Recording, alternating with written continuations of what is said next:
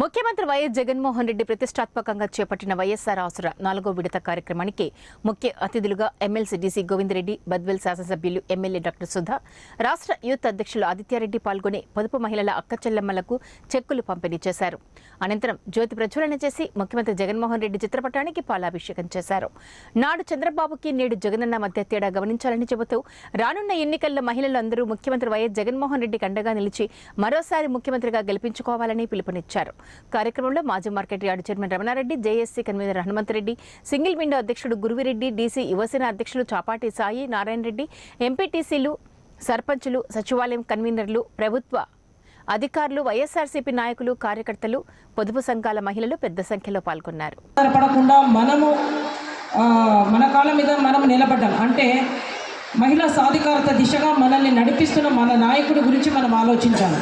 ఈరోజు ఎవరన్నా అధికారంలో చేస్తున్నాను, బట్టల వ్యాపారం చేస్తున్నాను, నెలకు 30,000 సంపాదిస్తున్నానని చెప్తుంది. చూడండి ఆ అమ్మాయి విజయ గాథ. ఇదే కాకుండా మీరు చాలామంది ఇట్లా డెవలప్ చేసుకుంటారు. పిల్లల చదువుకు డబ్బు ఖర్చు పెట్టచ్చు, కుటుంబంలో ఏదైనా ఏ అవసరానికైనా మీరు భరోసాగా మీ కుటుంబానికి నిలబడుతున్నారు. ఇట్లా మనల్ని ఏర్పాటు చేశారు.